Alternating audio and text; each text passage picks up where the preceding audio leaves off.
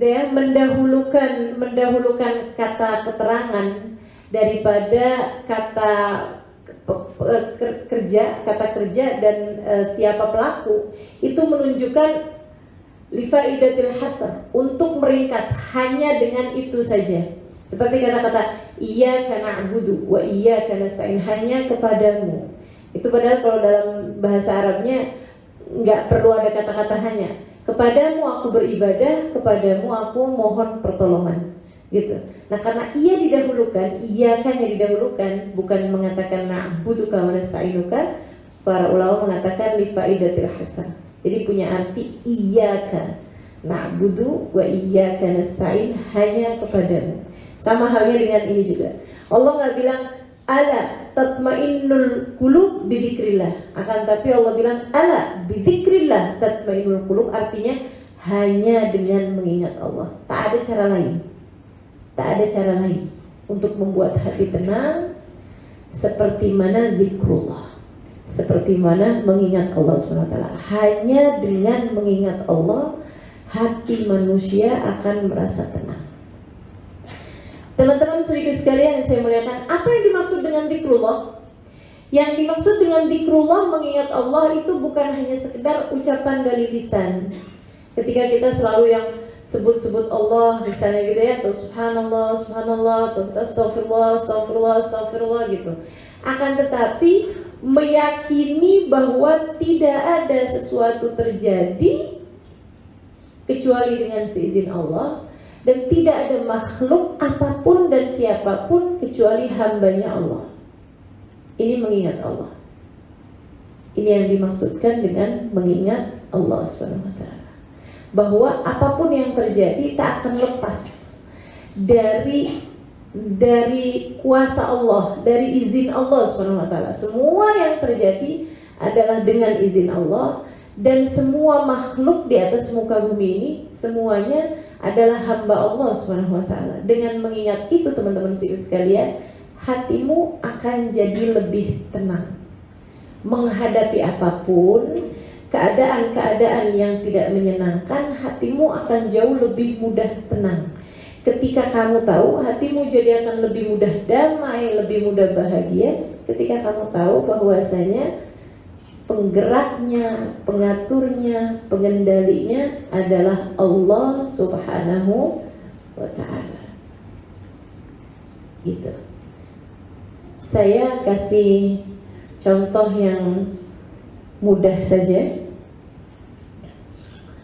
Teman-teman sekalian, ada seorang istri, dia sedang belajar tentang makna zikrullah ini. Ingat Allah dalam apapun. Lihat bagaimana Allah mengatur hamba-hambanya. Suatu waktu suaminya marah. Dia ketika lihat suaminya marah tuh, dia liatin mukanya, terus dia senyum. Suaminya bilang, saya ini dari tadi lagi marah sama kamu, kenapa kamu malah senyum-senyum begitu? Dia bilang, tadi tuh saya waktu lihat kamu marah, dia bilang, subhanallah, ajaib sekali bagaimana Allah menjadikan hidung kamu kembang kempis. Bagaimana Allah jadikan mata kamu bergerak, membulat, menyipit. Bagaimana pipi kamu memerah dan lain sebagainya. Jadi ketika dia mengingat bahwasanya Allah SWT yang menciptakan segala sesuatu, memang hati jadi jauh lebih tenang, teman-teman sekalian. Itu udah pasti. Saya pun merasakannya pula. Saya biar begini punya suami. Ada kata-kata biar begini ya. Saya punya suami. Kami menikah lama ya. Awal-awal menikah, saya ini anak pesantren. Saya hidup 12 tahun di pondok pesantren. Ketika saya menikah dengan suami saya ini, usia saya 23 tahun, 12 tahunnya saya sudah belajar di pondok pesantren, yang menjadikan saya bukan hanya murid pesantren tapi juga ustazah di Darul Zahra Tarim Hadramaut. Saya mengajarkan fikih 4 madhab. Sementara suami saya, jangankan belajar di pondok pesantren, ikut daurah pesantren yang sebentar itu pun tak pernah gitu. Jadi ini dari kubu, dari barat ke timur gitu ya, saya dengan suami itu. Dan tentu saja ada banyak sekali ketidakcocokan dalam rumah tangga. Dan kalau saya sama suami ada permasalahan, misalnya adu argumen, perdebatan dan sebagainya gitu ya, dia marah gitu, saya selalu berpikir memang dia aja yang bisa marah, saya juga. Dan kalau saya pikir-pikir sekarang, kesian sekali suami saya itu. Dulu kalau dia marah aja. Kalau saya jawabin marah dia, saya pakai ayat, pakai hadis. Betapa sangat tertekan sekali kehidupannya ya. Dimarahin sama istri bawa ayat, bawa hadis begitu kan. Biasanya kalau dia pas marah begitu, dia akan keluar dari rumah, sesekali juga dengan tutup pintunya keras-keras begitu kan, kemudian dia pergi gitu. Saya tak lama biasanya dijemput untuk majelis talim, untuk pergi majelis. Pernah satu waktu saya datang ke majelis, saya harus bahas ayat, bahas hadis. Hadisnya, ayyuma imra'atin batat wa zawjuha 'alaiha sahid la'anathal malaikah hatta tusbih. Kalau ada seorang istri suaminya sedang marah, dia dilaknat sama malaikat sampai pagi hari. Rasanya saya baca hadis itu macam ditampar gitu. Ya Allah, Halimah, bagaimana kamu menyampaikan hadis mengenai istri yang solehah sementara kamu sendiri tidak solehah? Teman-teman saya sekalian, akhirnya saya jadi berpikir gitu, berarti saya salah. Nanti kalau dia marah lagi, saya tak akan jawab gitu. Satu waktu dia marah lagi, saya diam aja. Terus dia tanya, kenapa kamu diam? Saya bilang, saya jawab salah, sekarang saya diam juga salah. Dia bilang, kamu tuh diam, tapi muka kamu tuh semuanya jawaban. Muka kamu tuh semuanya protes gitu. Subhanallah. Satu hari dia bicara seperti ini, kamu kan ustazah, kamu biasa menyampaikan, orang mendengarkan. Tidakkah kamu pernah berpikir bahwa bisa jadi teguran yang saya sampaikan kepadamu adalah pesan-pesan untuk kamu lebih mendengarkan gitu? Siapa lagi yang akan menyampaikan pesan kepada kamu Halimah kalau bukan saya? Siapa lagi yang akan membenarkan kamu, membenahi kamu kalau bukan saya? Saya lama gitu mikir, terus saya pikir, subhanallah, betul sekali gitu. Bisa jadi apa yang disampaikan suami saya adalah pesan-pesan yang Allah hendak sampaikan untuk saya. Mulai hari itu kalau suami saya marah, saya dengarnya sebagai pesan-pesan dari Allah Subhanahu wa Ta'ala untuk saya. Ternyata dia marahnya malah tidak lama, dan malah tambah jadi semakin jarang aja ya. Sekarang saya rindu dengan kemarahan. Gitu. Jadi kalau dia marah gitu kan, kamu kenapa begini gitu, kenapa kamu kurang perhatian Halimah? Saya bilang, iya betul sekali itu. Saya tuh sulit sekali untuk memperhatikan terhadap hal-hal yang saya anggap hal-hal yang remeh gitu. Gimana caranya, saya bilang, kasih tahu saya. Subhanallah. Dan dengan cara itu kemarahannya kemudian menjadi sedikit gitu. Saya melihatnya sebagai pesan-pesan yang Allah Subhanahu wa Ta'ala hendak sampaikan kepada saya. Teman-teman saya sekalian, bukan hanya kepada suami, tapi saya belajar untuk melakukan hal yang seperti ini. Bahwa setiap berjumpa dengan orang, apapun yang mereka lakukan, apapun yang mereka perbuat adalah merupakan pesan-pesan yang Allah Subhanahu wa Ta'ala hendak sampaikan kepada saya. Berjumpa dengan siapapun, tak ada orang lain, tak ada tempat asing, sebab semua jengkal bumi adalah milik Allah, dan semua manusia adalah hamba-hamba Allah Subhanahu wa Ta'ala. Hati kita jauh lebih tenang ketika kita melihat suami kita sebagai pena berkelok, ya, sebagai tulisan yang dituliskan oleh pena berkelok, dan pena itu dipegang oleh Allah Subhanahu wa taala. Ketika kita lihat anak kita sebagai hambanya Allah, ketika kita lihat siapapun sebagai hamba Allah Subhanahu wa taala, kita lihat ibu suami kita sebagai hamba Allah, kita lihat saudara suami kita sebagai hamba Allah, kita lihat saudara-saudari kita semuanya adalah hamba Allah Subhanahu wa taala, hati kita jauh lebih tenang, hati kita jauh lebih damai, hati kita jauh lebih berbahagia. Ingat, semua adalah dari Allah. Semuanya milik Allah Subhanahu wa taala. Semua milik Allah, kita hanya perlu untuk selalu berbuat baik kepada semua hamba-hamba Allah Subhanahu wa taala. Baik, jadi itu yang pertama, zikrullah. Kita harus selalu mengingat Allah Subhanahu wa taala. Yang berikutnya, kalau kamu ingin hidupmu berada dalam bahagia, hatimu selalu berada dalam damai, ya, kamu harus selalu taat pada Allah Subhanahu wa taala. Lakukan taat pada Allah. Iya, kita hidup dalam keadaan taat. Kenapa begitu?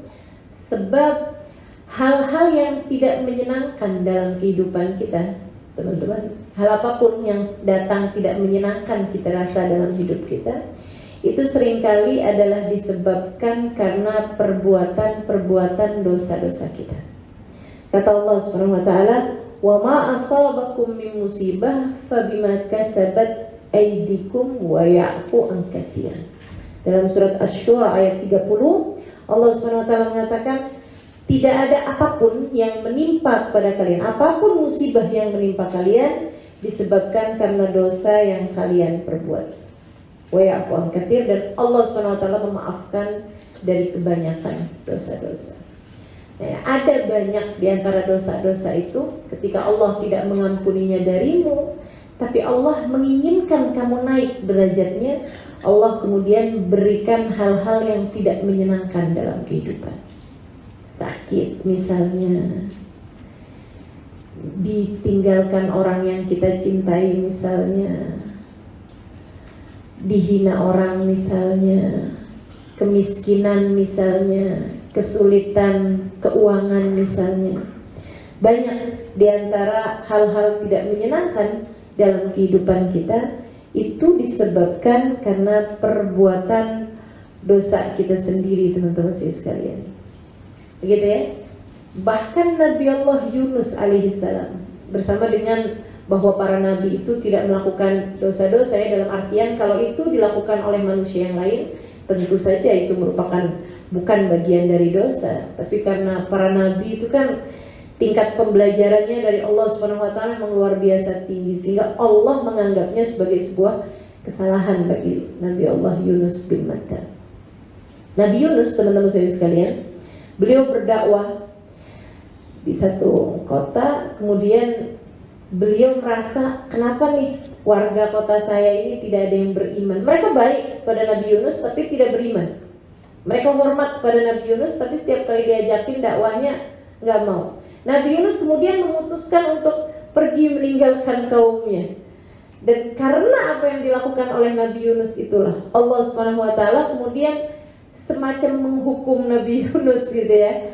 Semacam menghukum Nabi Yunus dengan melemparkannya ke dalam perut ikan. Maka seringkali dalam kehidupan kita itu Allah Subhanahu wa taala melemparkan kita ke dalam perut-perut musibah, ke dalam tempat-tempat yang kita merasanya menderita, kita merasanya merana, kita merasa susah di dalam keadaan tersebut, dan itu disebabkan karena kamu keluar dari tanggung jawab, karena kamu berbuat sesuatu yang melanggar aturan Allah Subhanahu wa taala, karena kamu melakukan sesuatu yang tidak diinginkan oleh Allah Subhanahu wa taala untuk kamu lakukan. Karenanya orang yang hidupnya selalu berada dalam jalan taat, mereka cenderung lebih damai hatinya, teman-teman sekalian. Karena memang Allah Subhanahu wa taala tidak menurunkan, tidak perlu merasakan tidak perlu memberikan kepada orang tersebut penderitaan, dia sudah berada dalam jalan taat gitu. Bukan berarti tak ada musibah-musibah yang kayak kemiskinan dan lain sebagainya, tapi mereka tidak menjadikan itu sebagai sebuah musibah. Karena memang masalah musibah ini kan tergantung perspektif ya, tergantung cara berpikir. Tapi maksud saya seperti ini, orang yang hidupnya selalu berada dalam jalan taat, Allah SWT mengaruniakan kepadanya kedamaian hati, teman-teman sekalian. Dan ini saya ingat betul adalah pembelajaran yang diberikan kepada Hubabah Umairah ketika saya berkunjung kepada beliau di kota Tarim ya. Hubabah Umairah almarhumah, beliau sudah wafat sekarang, dianggap sebagai salah satu dari waliyah min auliyaillah yang ada di kota Tarim pada zaman tersebut. Bahkan para ulama-ulama dari kalangan ulama-ulama habaib atau ulama-ulama yang datang dari berbagai macam negara, itu banyak yang berkunjung kepada Hubabah Umairah untuk meminta nasihat. Dan itu subhanallah, beliau itu ya, saya merasakannya memang betul-betul dokter-dokter hati gitu. Ternyata tuh ada di atas muka bumi ini. Saya pernah bawa satu rombongan kawan-kawan saya, dan itu setiap kali berjumpa sama Hubabah Umairah seperti melihat semua keadaan orang tersebut jelas di hadapan matanya. Jadi ngeliat ada seorang gitu perempuan, nak kamu harus baik-baik sama suami kamu ya. Bagaimanapun surga Allah SWT untukmu, Allah pegangkan kuncinya di tangan suami. Ada lagi gitu yang datang lagi, udah gak usah terlalu dipikirkan, nanti juga dia akan sembuh pada waktunya. Gitu. Jadi semua orang itu seperti Hubabah Umairah melihat orang seperti melihat hasil scan penyakit gitu ya. Seperti udah kelihatan semuanya gitu, apa yang sedang dia lakukan, apa yang sedang dia rasakan. Subhanallah, subhanallah. Masya Allah, luar biasa sekali, itu tajam sekali Hubabah Umairah. Saya berkunjung kepada beliau sesudah saya menikah setahun saya rasa waktu itu, dan saya belum ada anak. Saya kemudian bilang sama Hubabah Umairah, Babah doakan biar saya punya anak. Hubabah Umairah bilang begini, Halimah, anak buat apa? Itu kali pertama saya bilang minta punya anak, minta doakan punya anak, dan dia bertanya anak buat apa? Ibu-ibu saya tanya, yang pada kepengen punya anak gitu, anak buat apa? Bingung juga kita jawabnya ya. Saya pikir-pikir, terus saya berpikir begini nih, saya kan ustazah, jadi jawabannya harus agak-agak islami lah gitu. Saya bilang sama Hubabah Umairah, Hubabah, biar nanti ada yang mendoakan saya kalau saya meninggal dunia. Inci terlisin lah. Kata beliau, kamu kan mengajar selama ini. Saya bilang, iya Hubabah, saya mengajar. Kamu pikir orang-orang yang kamu mengajar sama mereka itu akan tidak mendoakan kamu kalau kamu meninggal dunia? Saya bilang mendoakan, dan mereka jauh lebih banyak. Halimah, kamu bisa punya anak berapa orang? Jadi mendengarkan kamu kajian di mana-mana sangat banyak mereka akan mendoakanmu, nak. Saya bilang kalau gitu Hubabah, biar nanti kalau saya meninggal dunia ada yang meneruskan ilmu untuk generasi berikutnya. Saya akan ajari anak saya sampai dia menjadi seorang ustaz atau ustazah, menjadi ulama, agar nanti akan menjadi penerus-penerus dari para ulama. Katanya Hubabah Umairah, lah kamu selama ini kan juga mengajar. Mereka akan menyampaikannya lagi ya, berapa banyak yang nantinya juga jadi ustaz, jadi ustazah, jadi dai. Kamu akan terus mendapatkan nilai pahalanya. Saya pikir-pikir, ya udahlah, jujur aja lah. Saya bilang, ya Hubabah, biar suami saya tambah sayang sama saya. Kata Hubabah, kamu gak pernah lihat suami-suami yang meninggalkan istrinya padahal punya banyak anak? Iya juga sih. Berarti kan itu pemikiran kita aja gitu. Hubabah Umairah kemudian berkata seperti ini, Halimah, saya sejak kecil selalu berdoa kepada Allah. Sejak saya kenal Allah, sejak saya hidup dalam taat pada Allah, sejak saya menghamba kepada Allah Subhanahu wa taala, sejak saya kenal Allah Subhanahu wa taala, saya selalu berdoa, ya Allah, jangan sibukkan aku dengan selainmu. Oh, ini doa kelas berat ini. Jangan sibukkan aku dengan selainmu ya Allah. Saudara sekalian yang saya muliakan,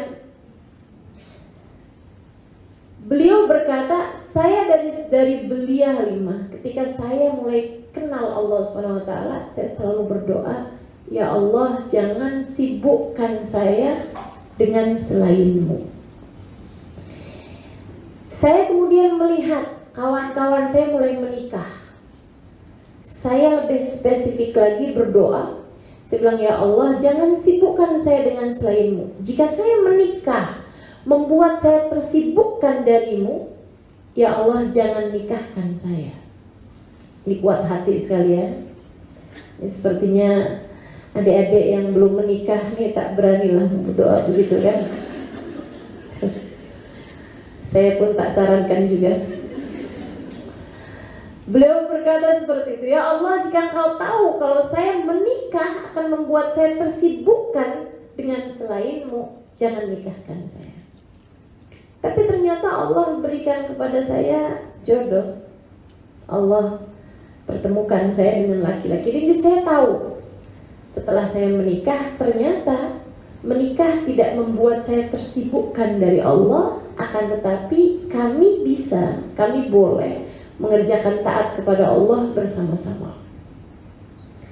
Dia bilang, sejak hari itu doa saya berubah lagi. Ya Allah, jangan sibukkan saya dengan selainmu.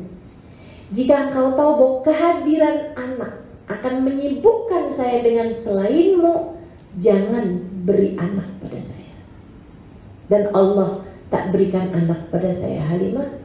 Saya tahu bahwa saya kalau diberi anak mungkin akan tersibukkan dengannya. Nah, hidup ini terlalu sibuk sekarang. Ada berapa banyak urusan dunia yang harus kamu selesaikan. Kamu harus makan, kamu harus tidur. Jadi berapa persen waktu taatmu pada Allah SWT menjadi berkurang. Jangan mau kamu punya hidup hanya mementingkan, hanya menyibukkan diri dengan hal-hal yang semuanya akan kamu tinggalkan ketika kamu mati nanti. Subhanallah. Babah Umayyah salah satu dari perempuan-perempuan paling bahagia, paling damai hatinya, yang pernah saya kenal. Beliau hidup dalam taat pada Allah SWT, menit per menitnya, waktu per waktunya. Saudara sekalian saya muliakan, demikian pula dengan para wali-walinya Allah SWT. Mereka hidup dalam damai, mereka hidup dalam tenang, mereka hidup dalam bahagia. Kenapa? Karena mereka menjalankan hidup sesuai dengan apa yang Allah SWT inginkan. Mereka hidup dalam taat pada Allah SWT. Dalam salah satu hadis qudsinya Allah SWT mengatakan, ya abdi anta turidu ana urid. Wahai hambaku, kamu punya mau, saya punya mau. Jika kamu melakukan apa yang aku mau, aku akan berikan apa yang kamu mau. Dan aku selamatkan kamu terhadap apa yang aku mau. Jika kamu tidak melakukan, tidak ridho, tidak melakukan apa yang aku mau, aku akan membuatmu lelah dalam kemauanku, dalam takdirku, dan tak akan ada yang terjadi kecuali apa yang aku mau.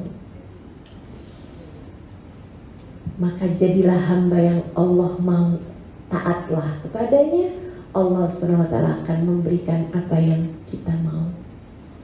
Teman-teman sekalian, hiduplah dalam taat pada Allah SWT, sebab dosa itu adalah menjadi penyebab kesusahan hidup kita.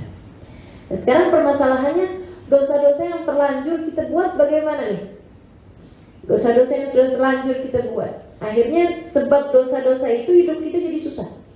Sebab dosa-dosa itu Allah SWT mau menghapuskan dosa kita dengan cara Allah kasih sakit, Allah kasih kesulitan hidup, Allah kasih kemiskinan, Allah kasih penderitaan, sehingga akhirnya kemudian luka-luka hati kita semakin tambah teruk, kemudian perasaan kita semakin tidak tenang, kebahagiaan kita semakin jauh, kita pun kena penyakit-penyakit macam-macam pula dari penyakit-penyakit pikiran.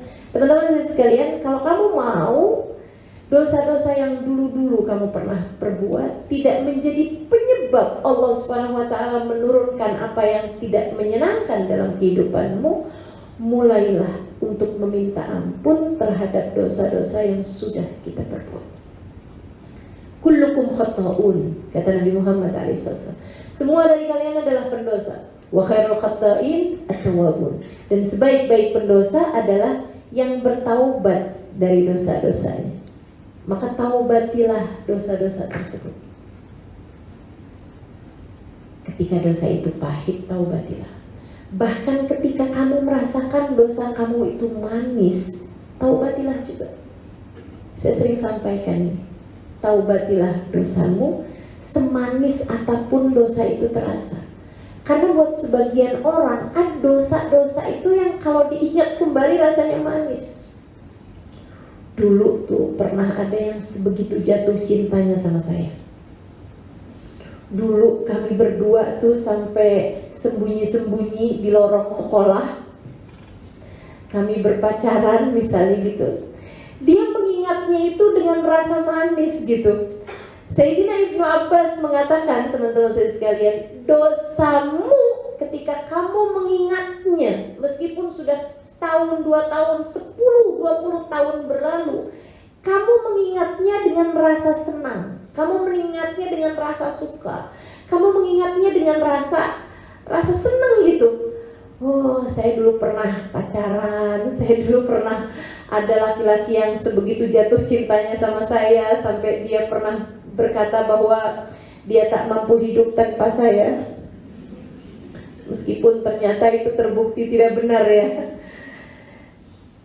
Kata Sayyidina Ibnu Abbas, dosamu, misalnya mohon maaf, dosa zina, diingat kembali dengan rasa suka, dengan rasa manis dia mengingatnya, itu tertulis dosa baru lagi dalam catatan perbuatannya. Ta'udzubillah. Maka taubatilah dosa. Semanis apapun dosa tersebut, teman-teman saya sekalian, agar menjadi penghapus dari dosa-dosa yang telah kita perbuat. Minta sama Allah, ya Allah, dulu saya dikalahkan oleh hawa nafsu saya. Ya Allah, ampunilah segala dosa-dosa tersebut ya Allah. Dan jangan biarkan kami kembali melakukannya ya Allah. Bertaubatlah atas dosa-dosa yang pernah kamu perbuat, sehingga tidak menjadikan Allah Subhanahu wa taala memberikan hal-hal yang tidak menyenangkan dalam kehidupan. Karena begini teman-teman, Allah itu ibarat dokter yang paling pandai mengobati penyakit hamba-hambanya. Ketika dia hambanya calon ahli surga, tapi perbuatannya ada banyak yang tidak membuat dia layak masuk surga, Allah Subhanahu wa taala akan obati orang tersebut sehingga nantinya dia menjadi orang yang sehat, orang yang selamat, orang yang layak untuk masuk surga. Nah, cara Allah mengobati penyakit-penyakit tersebut nih, ada perbuatan-perbuatanmu yang tidak layak membuatmu masuk surga. Sama halnya dengan dokter-dokter, ketika dilihat ada penyakit-penyakit dalam dirimu, dia akan membuat kamu berada dalam keadaan yang tidak menyenangkan. Misalnya dikasih pil-pil pahit. Jarang sekali ada obat itu yang rasanya manis. Ya, saya nggak pernah dengar ada orang ditanya, apa hobi kamu? Minum obat. Nggak pernah saya dengar. Kita dikasihnya pil pahit sama dokter, atau diinjeksi, disuntik, sakit saya sekalian, atau bahkan dioperasi amalia, begitu kan ya, dibuat. Tahu maksud saya operasi? Teman-teman saya sekalian, semuanya hal-hal yang menyakitkan. Dikasih pil pahit menyakitkan, dikasih diinjeksi sakit, itu tadi dioperasi lebih sakit lagi gitu. Tapi ketika kita diberi hal-hal yang seperti itu, kita tahu bahwa dokter ini melakukan hal yang seperti itu adalah untuk menyehatkan kita, untuk membuat badan kita kuat, untuk membuat kita naik kesehatannya, maka kita pun berterima kasih kepada dokter tersebut. Yang selama ini Allah lakukan sama kita kan begitu. Sedikit sekalian yang saya muliakan, saya nggak pernah ketemu ada orang misalnya gitu pergi ke dokter, habis ketika dokter kasih pil pahit atau dia diinjeksi gitu oleh dokter, dia bilang, dokter punya masalah apa sebenarnya sama saya? Apa salah saya dokter sama dokter? Kenapa dokter begitu kejam menyuntik saya? Kenapa dokter begitu kejam kasih pil-pil pahit sama saya? Apa salah saya selama ini sama dokter? Tak pernah ada yang berbuat seperti itu kan? Saya tak tahu kalau di Singapura. Pasti di Singapura juga tak ada orang berbuat seperti itu gitu. Orang gila macam mana yang marahi dokternya? Malah yang ada kita sampaikan kepada dokter tersebut, terima kasih dokter, terima kasih. Kemudian kita bayar dokter itu. Teman-teman sekalian saya, kita udah disakiti, kita bayar pula sama dia. Allah selama ini melakukan hal yang seperti itu kepada kita, menyakitkan kita untuk menyehatkan kita, membuat sulit keadaan kita untuk menyehatkan kita, memberikan hal-hal yang tidak menyenangkan untuk menyadarkan kita, teman-teman, untuk menyadarkan kita, bangun, bukan seperti itu seharusnya seorang hamba berbuat. Allah jauhkan kita dari kesombongan sehingga kita pun harus merasakan sakit. Teman-teman saya sekalian, orang yang tidak pernah sakit di atas muka bumi ini namanya Fir'aun. Gatal-gatal pun tak pernah. Fir'aun itu sekedar gatal pun tak pernah. Tak pernah, apalagi COVID, tak pernah dia Fir'aun itu. Teman-teman sekalian saya muliakan, apa hasilnya? Dia berkata, Ana rabbukumul a'la. Sungguhnya aku adalah Tuhan kalian semuanya. Aku tak pernah sakit, kata Fir'aun. Maka ketika kamu diberi sakit adalah cara Allah untuk membuatmu tawadhu, cara Allah untuk membuatmu tersyukur pada Allah Subhanahu wa taala. Jika badai kehidupan menghempaskanmu dan menjatuhkan kamu ke bawah, itu artinya Allah Subhanahu wa taala sedang menginginkanmu sujud kepadanya. Saudara sekalian, jangan malah bertanya, apa dosa saya ya Allah? Itu kan sama aja kayak pertanyaan kita sama dokter tuh. Apa salah saya kepadamu? Pak dokter, kenapa kamu berikan kepada saya pil pahit seperti ini gitu? Padahal kita tahu Allah SWT memberikan itu semua untuk menyehatkan kita. Nah kalau kamu kepengen, jangan sampai Allah memberikan hal-hal yang tidak menyenangkan dalam kehidupan kita. Biar kita hidup selalu bahagia itu. Biar kita hidup hati kita tenang terus-terusan. Biar hidup kita dalam keadaan hati kita damai terus-terusan. Tinggalkanlah dosa dan bertaubatlah dari dosa-dosa yang lalu. Taubatilah dosa-dosamu. Menangislah kepada Allah Subhanahu wa taala. Ya Allah, ampunilah aku. Ya Allah, ampunilah hamba-Mu ini ya Allah.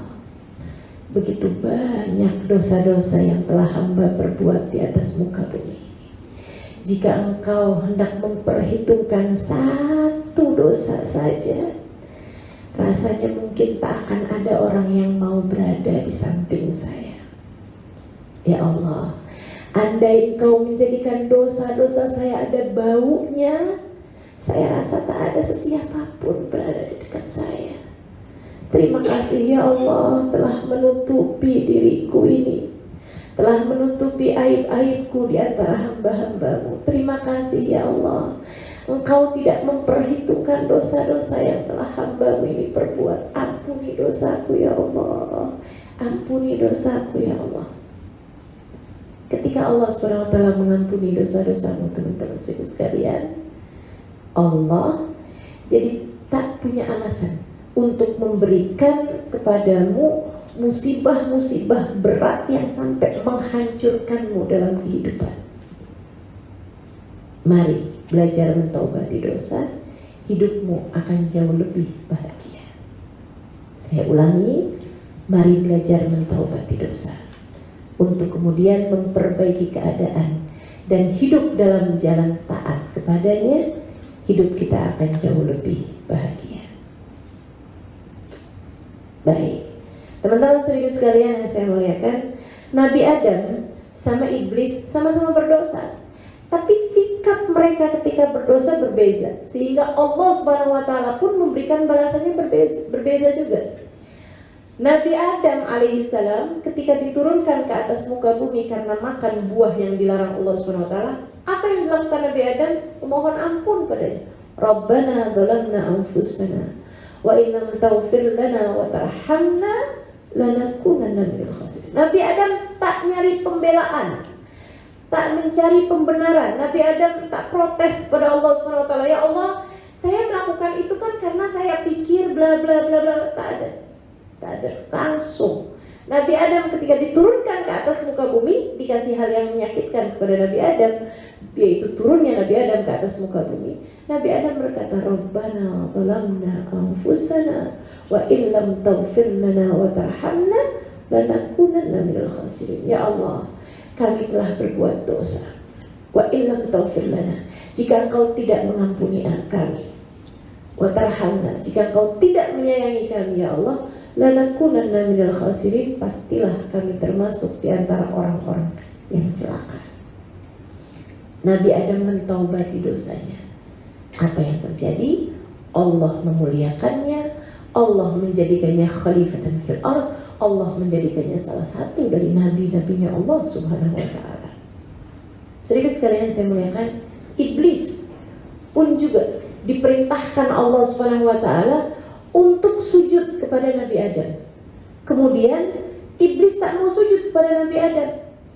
Ketika Allah Subhanahu wa Ta'ala menegurnya, ya iblis, ma mana'aka an tasjuda id amartu. Wahai iblis, kenapa kamu tak mau sujud kepada Adam padahal aku yang perintahkan? Aku memintamu taat untuk sujud kepada iblis, akan tapi untuk sujud kepada Adam, tapi kamu tak mau melakukannya. Wahai iblis, apa yang membuatmu seperti itu? Dia mencari-cari pembenaran. Iblis bilang, ana khairun minhu, aku lebih baik daripada Adam. Padahal ini kan jelas-jelas salah. Kata Allah, aku kan yang perintahkan. Selama ini kamu selalu berbuat taat kepadaku. Karena kamu berusaha untuk mendekat padaku, kamu berusaha untuk mengerjakan taat. Ini sekarang taatmu adalah dengan sujud kepada Adam, karena aku yang perintahkan. Dia cari pembenaran. Dia tidak melihat Allah sebagai amir, sebagai sang pengatur, sang perintah, gitu ya. Akan tapi dia melihatnya kepada Adamnya. Disujud kepada Adam. Ana khairun minhu, saya lebih baik daripada Adam. Khalaqtani min nar. Cari-cari dalil. Ya Allah, Engkau menciptakan dia dari api, sementara Engkau menciptakan aku dari api, sementara Engkau menciptakan dia dari tanah. Api lebih manfaat daripada tanah. Tanah diinjak-injak, ya Allah.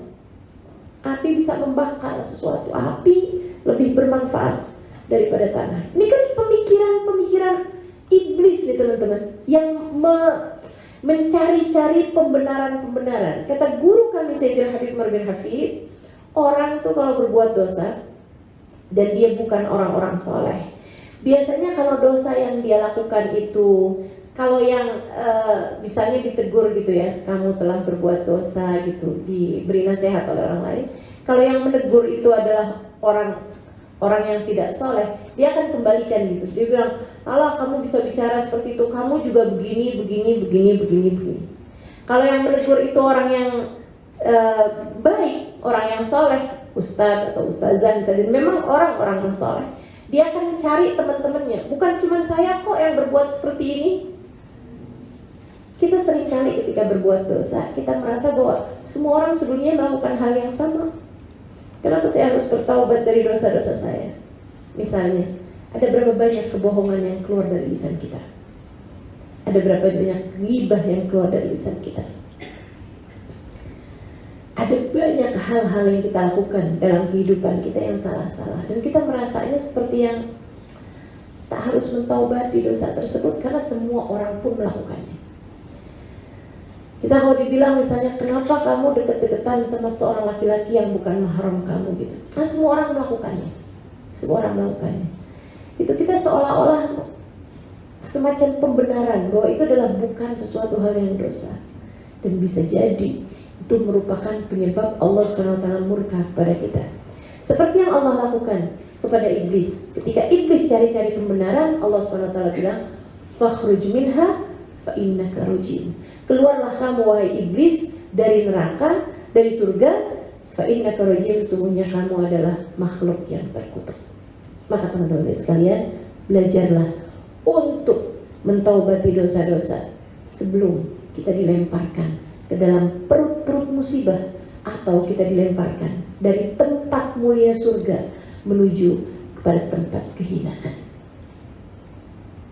Kalau kamu hidupnya pengen selalu berbahagia, selalu berada dalam damai, selalu berada dalam ketenangan, taubatilah dosa dan belajarlah untuk hidup dalam taat pada Allah Subhanahu wa Ta'ala. Baik, sedikit sekalian saya menyatakan yang selanjutnya, kalau kita ingin hidup kita adalah hidup yang selalu berbahagia, selalu damai, selalu tenang, ya. Ini juga poin yang tidak kalah pentingnya. Ridha dan terima dengan apapun saja keputusan Allah Subhanahu wa Ta'ala. Tenangkanlah dulu hatimu. Yang kamu anggap musibah seringkali itu adalah berkah.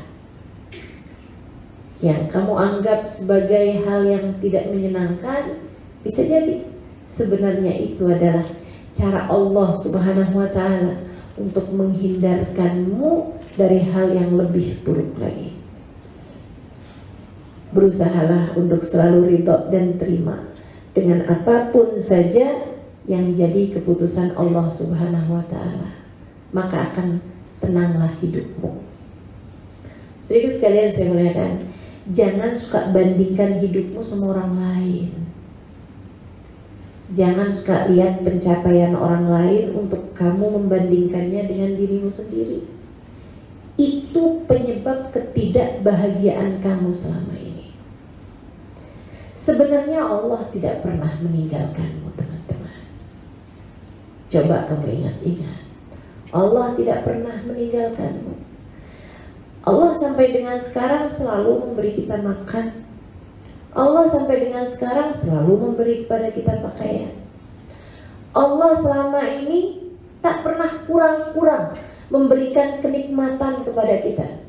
Kalau kamu merasa kurang, itu bukan karena kurang Allah memberi kepada kamu, tapi karena kamu merasakan itu kurang dibandingkan dengan orang-orang lain yang kamu lihat. Mungkin di media sosial, mungkin di tempat kamu tinggal, padahal semua orang mengalami proses kehidupannya masing-masing. Semua orang mengalami proses kehidupannya masing-masing. Jangan pernah bandingkan pencapaian-pencapaian kamu dengan pencapaian orang lain. Atau misalnya begini, saya suka bilang gitu ya, sekecil apapun rezekimu akan cukup untuk membiayai hidupmu. Sebanyak apapun pendapatanmu, rezekimu, tak akan cukup jika itu untuk membiayai gaya hidupmu. Bukan begitu? Kalau yang kamu kejar adalah gaya hidup, teman-teman saudara sekalian, tak akan pernah cukup. Kamu punya berapa dolar sekalipun, ribuan, ratusan ribu dolar sekalipun, tak akan pernah cukup kalau untuk membiayai gaya hidupmu. Akan tetapi kalau untuk membiayai hidupmu sesedikit apapun, saya rasa cukup aja. Selama ini apa juga Allah tak pernah kurang-kurang memberi kepada kita. Yang suka membuat kita merasa betapa susahnya hidup saya, betapa menderitanya hidup saya, betapa kurangnya hidup saya, betapa sulitnya hidup saya dalam masalah keuangan misalnya gitu ya. Karena satu, kamu suka membandingkannya dengan apa yang orang lain punya yang kamu belum punya. Kamu suka bandingkan dengan kehidupan orang lain. Kayaknya enak ya kalau jadi dia gitu. Sering sekali liburan ke luar negeri gitu. Kayaknya kalau jadi dia enak sekali ya. Kayaknya dia mau apa-apa aja mudah gitu.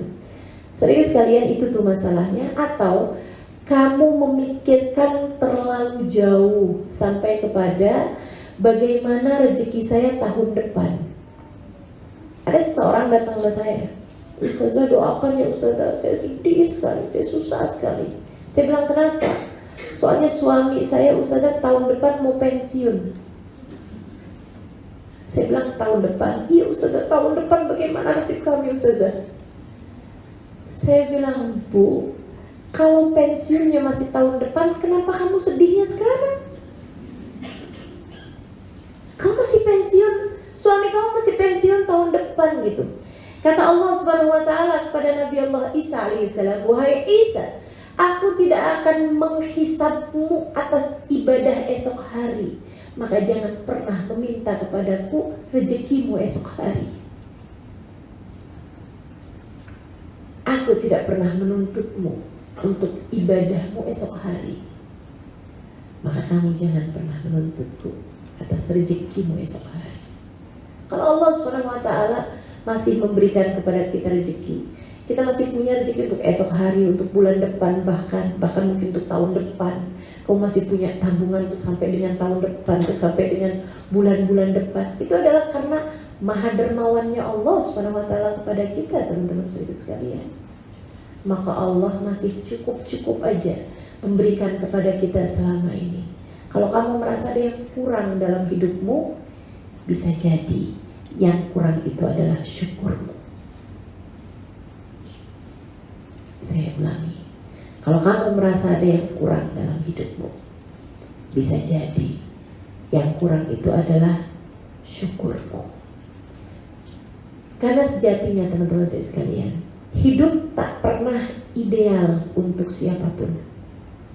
Tak ada orang yang hidupnya dijadikan Allah SWT semuanya mulus, semuanya bagus. Dia dicintai oleh suaminya, dicintai oleh anak-anaknya, dicintai oleh ibu mertuanya, dicintai oleh saudara-saudara iparnya, dicintai oleh saudara-saudaranya, dicintai oleh semua orang. Itu sesuatu hal yang mustahil, teman-teman sekalian. Ada yang suka, ada juga yang gak suka. Itu pasti keniscayaan hidup. Kamu tidak bermasalah dengan suamimu, bisa jadi ada yang tidak suka dari keluarganya, ada yang tidak suka dari saudaranya. Itu hal yang lumrah aja, biasa aja. Kata Imam Asy-Syafi'i alaihi ridwanullah, ridwan nas ghayah la tudrak. Dicintai semua orang adalah cita-cita yang tak mungkin dapat tercapai. Jadi kalau dalam hidup ada orang yang tidak suka sama kita, itu kewajaran sebagai manusia. Kamu mau jadi siapa? Imam Syafi'i ketika dikatakan imam, fulan bin fulan tidak suka padamu, fulan bin fulan berkata yang buruk tentangmu, menfitnah kamu. Kata Imam Syafi'i, harus jadi siapa saya? Untuk tidak dibicarakan oleh orang lain, untuk tidak disukai oleh orang lain, untuk tidak dibenci oleh orang lain. Harus jadi siapa saya? Bahkan Sayyidina Husain mati terpenggal kepalanya. Bahkan Sayyidina Hasan mati diracun. Sayyidina Umar bin Khattab mati dibunuh. Sayyidina Abu Bakar As-Siddiq, begitu banyak orang berkata buruk kepadanya. Bahkan baginda kita Nabi besar Muhammad, sesudah Allah memujinya dalam banyak ayat-ayat dalam Al-Quran, dikata majnun, dikata gila. Nabi Muhammad alaihi salatu wassalam, orang bilang apa? Syair, majnun, seorang penyair Muhammad itu, atau dikata gila, bahkan seribu sekalian saya bilang, dilempari orang dengan batu kerikil. Hal yang wajar aja. Bahkan Allah, kata Imam Syafi'i, Allah yang menciptakan manusia, dikata punya anak, dikata punya istri. Maka wajar-wajar aja jika dalam kehidupan kita itu ada hal-hal yang tidak menyenangkan dalam kehidupan. Maka masalahnya ada pada kemampuan hati untuk bisa menerima setiap takdir yang Allah SWT berikan dalam kehidupan kita. Terimalah keputusan Allah untukmu. Dikasih sakit, alhamdulillah. Dikasih sehat, alhamdulillah.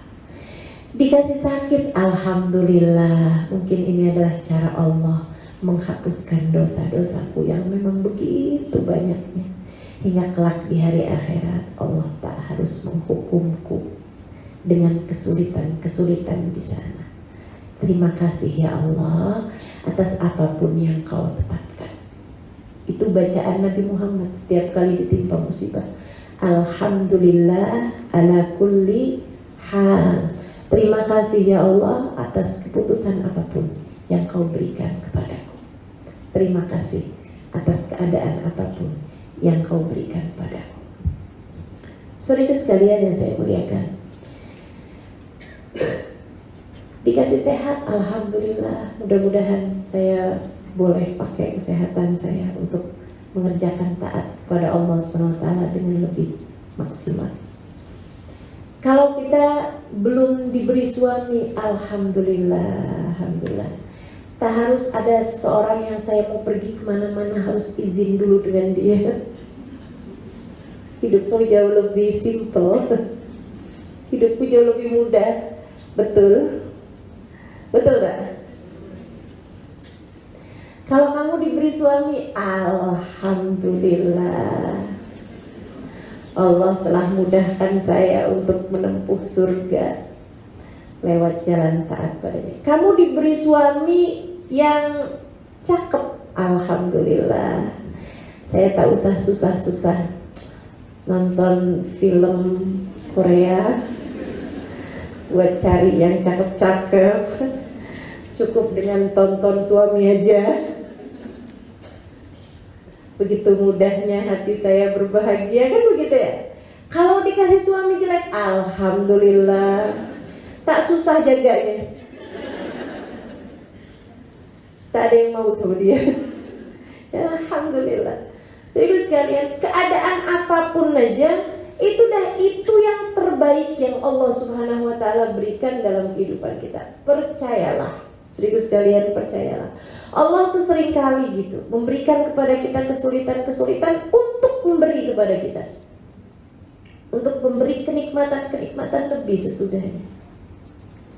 Allah Subhanahu wa taala sering kali, yaitu tadi semacam dokter-dokter itu ya, menyuntikkan suntikan gitu ke badan kita, menyakiti kita, padahal sejatinya sedang menaikkan derajat kita di sisinya, sedang memudahkan kehidupan kita, sedang menyehatkan kita. Maka selalulah ridho dengan apapun yang menjadi keputusan Allah SWT. Dalam keadaan apapun Allah menempatkan kita, yakinlah bahwa itu adalah hal terbaik yang Allah SWT berikan dalam kehidupan kita. Ingat teori dari tukang pembangun batu bata. Saya rasa saya pernah ceritakan di Singapura. Ada seseorang membangun satu tembok dengan menyusun batu-batu bata, 200 batu bata. Habis selesai dia bangun, dia merasa senang gitu.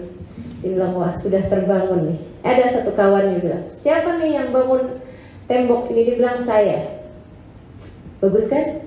Dia bilang, apa bagus? Ini 2 batu bata ini miring. Dia lihat, betul. Ya ampun, itu kenapa kok bisa jadi miring? Mungkin waktu bangun itu saya ingat sama hutang saya barangkali.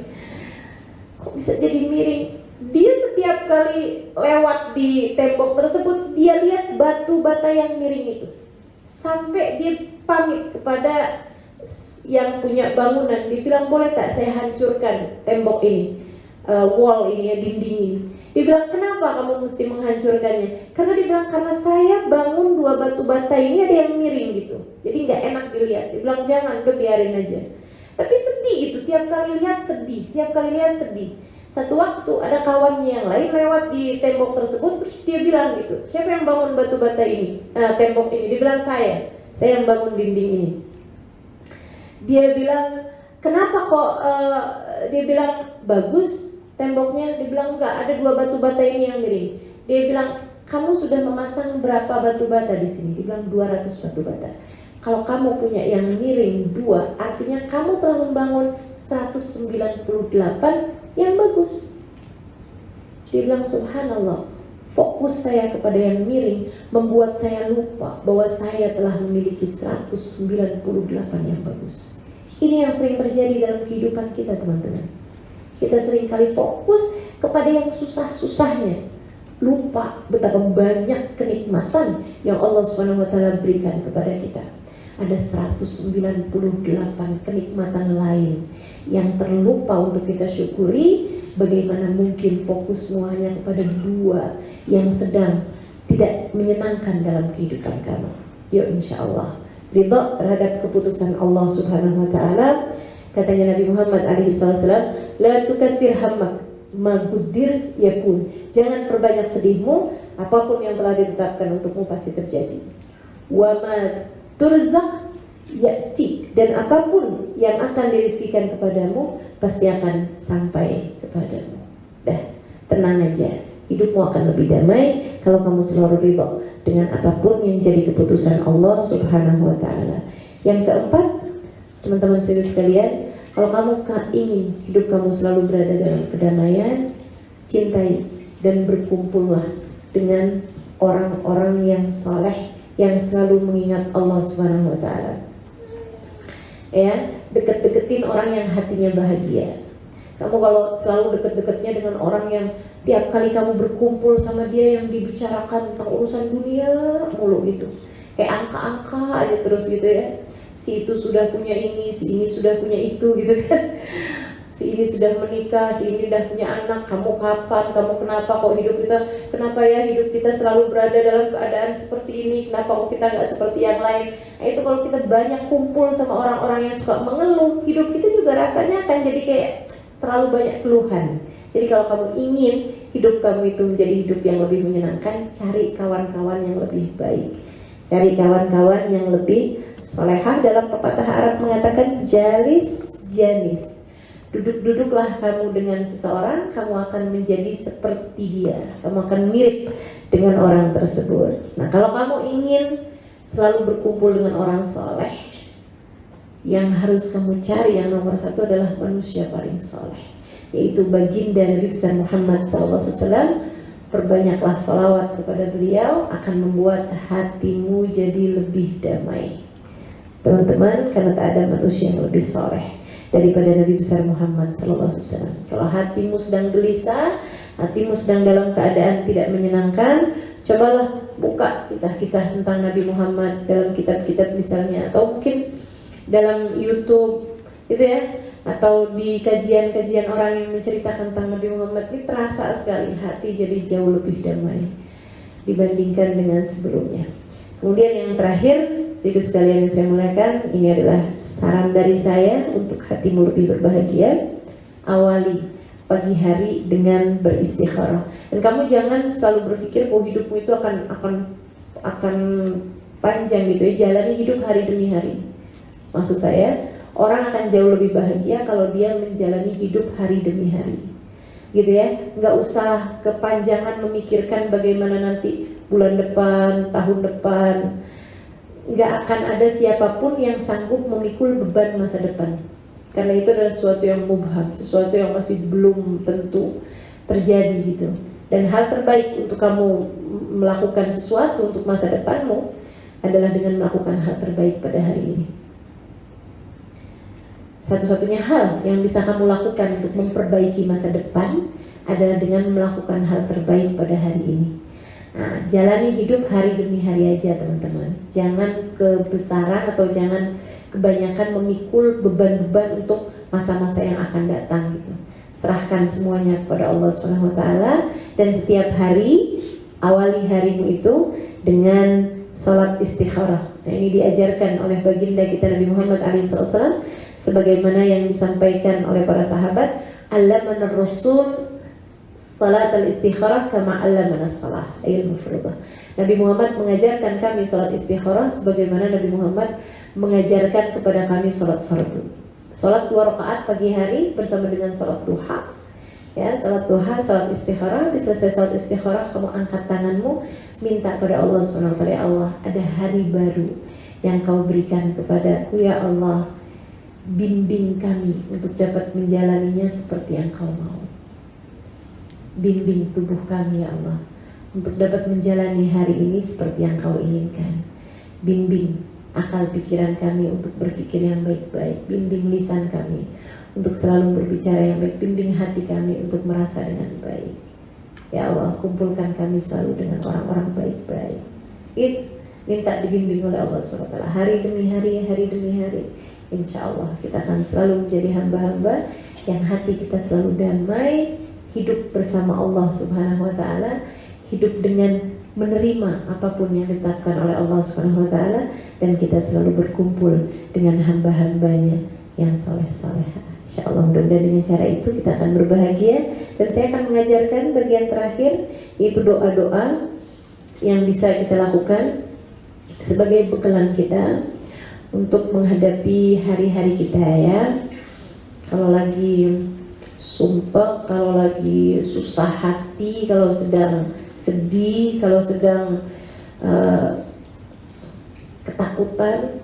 Nah ini salah satu doa yang paling mujarab dan paling banyak dilakukan oleh orang-orang soleh ketika mengajarkan kepada yang lain, kepada murid-muridnya. Doa yang ini adalah doanya Nabi Allah Yunus alaihissalam ketika beliau berada dalam perut ikan. Rabbana la ilaha illa anta subhanaka inni kuntu minadh dhalimin. La ilaha illa anta subhanaka inni kuntu minadh dhalimin.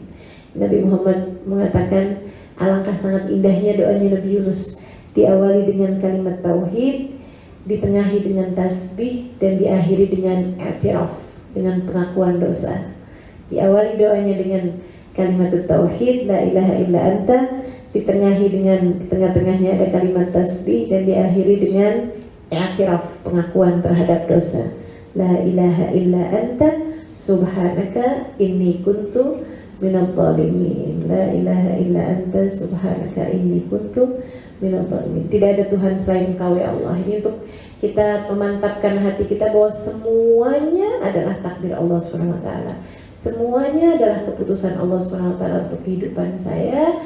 Saya harus menerimanya dengan lapang dada. Terima kasih ya Allah, terima kasih ya Allah atas apapun yang Kau tetapkan pada diriku. Subhanaka, maha agung Engkau ya Allah, maha suci Engkau ya Allah, maha agung Engkau ya Allah. Engkau selalu tahu yang terbaik bagi hamba-hambamu. Inni kuntu minadh dhalimin. Kalau ada yang hal-hal yang tidak menyenangkan, ini adalah disebabkan karena hamba ini yang telah banyak melakukan perbuatan-perbuatan dosa. Gitu ya. La ilaha illa anta subhanaka inni kuntu minadh dhalimin. Baca banyak-banyak, terutama di saat hati sedang dalam keadaan sedih. Dan waktu terbaik membacanya adalah saat-saat menjelang fajar, saat-saat menjelang subuh, saat-saat menjelang adzan subuh. Ini dibaca menjadi saat-saat paling mustajab dari kita membaca doa ini. InsyaAllah Allah Subhanahu wa taala akan angkat semua kesedihan-kesedihan kita, dan hati kita akan jauh lebih damai, hati kita akan jauh lebih bahagia. Ingatkan diri bahwa kamu tidak pernah sendirian. Ada Allah Subhanahu wa taala bersama denganmu, dan apapun yang terjadi adalah dari kehendak Allah Subhanahu wa taala. Kemudian yang berikutnya ya. Yang berikutnya adalah bacaan yang diminta Allah Subhanahu wa taala untuk kita kalau berdoa, doanya baik yang seperti ini nih, kata Allah. Ya, ومنهم من قال ربنا آتنا في الدنيا فليس له في الآخرة من خلاق ومنهم من قال ربنا آتنا في الدنيا حسنة في الآخرة حسنة وقنا عذاب النار أولئك لهم نصيب مما كسبوا والله سريع الحساب. Surat Al-Baqarah ayat 201. Kata Allah, sebelumnya Allah menyindir hamba-hambanya kalau minta sesuatu, kalau doa minta sesuatu hanya minta kesenangan dunia saja. Waminhum qala rabbana atina fid dunya. Ini bikin sumpah hati nih. Ini bikin sedih hati teman-teman, bikin sempit hati, bikin tidak nyaman hati. Orang yang fokusnya selalu kepada urusan-urusan dunia. Allah minhum qala rabbana atina fid dunya. Ada di antara hamba-hambaku yang kalau berdoa mintanya Allah kasih saya di dunia, saya begini, kasih saya dunia, saya Allah. Kasih saya ya Allah, kasih saya. Selalu yang diminta urusan-urusan dunia, terus-terusan. Minta uang aja gitu. Umur udah sekian ya, udah 50-60 tahun, kalau minta sama Allah minta uang aja, kan malu. Masya Allah, gak belajar-belajar juga. Kesenangan itu bukan semata urusan uang, gitu kan. Itu kata Allah SWT, ada tuh hambaku yang kalau minta urusan dunia aja. Yang seperti ini, falaisa lahu fil akhirati min khalaq. Khawatirnya dia datang ke negeri akhirat, dia tak punya apa-apa.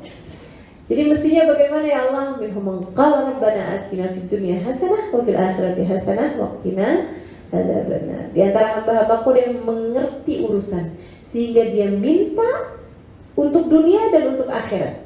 Apa yang dia minta bukan asal kesenangan. Yang dia minta adalah hasanah, kebaikan dunia yang membawa kebaikan akhirat. Itu yang dia minta. Jadi kalaupun minta jodoh misalnya gitu, tak asal jodoh, tak asal laki-laki. Akan tapi yang dia minta adalah, ya Allah, saya minta dipertemukan dengan jodoh yang membawa kebaikan bagi saya dunia hingga akhirat. Kalau dia minta keturunan, ya Allah anugerahkan kepada saya keturunan yang membawa kebaikan bagi saya dunia hingga akhirat. Jadi ketika tidak diberi, ya mungkin karena kesenangan atau kebahagiaan dia itu adalah tidak lewat keberadaan anak tersebut. Kebaikan bagi dia itu tidak lewat anak tersebut. Dan kalau tidak diminta jodoh, tidak diberi jodoh, ya berarti juga kebaikan dia itu adalah dengan tidak berjodoh di dunia gitu. Berjodohnya di akhirat. Mungkin kamu akan menikah dengan ulama-ulama yang tidak sempat menikah waktu di dunia ya. Fil akhirati hasanah wa qina adzabannar, dan jauhkanlah kami ya Allah dari azab neraka. Ini juga salah satu doa yang kita mesti minta pada Allah Subhanahu wa taala untuk Allah anugerahkan kepada kita kebahagiaan dan kedamaian dunia hingga akhirat. Kemudian berikutnya doa yang lainnya adalah salawat ini teman-teman. Ini seperti yang tadi saya sampaikan, kalau kamu ingin hidup kamu itu berada dalam keadaan hati yang lebih damai, lebih bahagia, dekat-dekatlah dengan Nabi Muhammad SAW. Dan salah satu cara mendekat kepada Nabi Muhammad adalah dengan banyak bersolawat kepada beliau. Dan ini adalah solawat yang diijazahkan oleh putri beliau kepada saya. Ya, ketika saya berkunjung ke tempat beliau, ini solawat dari Habib Saleh bin Muhsin Al-Hamid, salah satu dari aulia yang ada di kota Tanggul. Tanggul itu di Jawa Timur, Jember tepatnya, kabupatennya Jember dan provinsinya Jawa Timur. Salah satu ulama terkemuka pada masa tersebut dan memang diakui keilmuannya di merata tempat. Nah ini beliau menuliskan satu solawat yang kalau diamalkan insya Allah akan menjadikan hati jauh lebih berbahagia. Ya. Bacanya 10 kali setiap habis sholat boleh, atau kapan-kapan waktu aja gitu. Salawatnya bunyinya Allahumma shalli ala sayyidina Muhammad salatan taghfiru bihal dzunub wa tuslihu bihal qulub wa tantaliqu bihal usub wa talinu bihas su'ub wa ala alihi wa sahbihi wa man ilaihi mansub. Ya Allah, sampaikanlah salawatmu pada junjungan kami Sayyidina Muhammad sallallahu alaihi wasallam dengan sebuah salawat taghfiru bihad dzunub yang membuat dosa-dosa kami Kau ampuni ya Allah.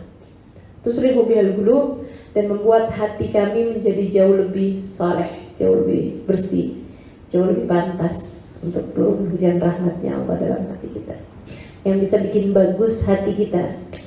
Salawat ini kami mengharapkan bisa buat bagus kami punya hati ya Allah.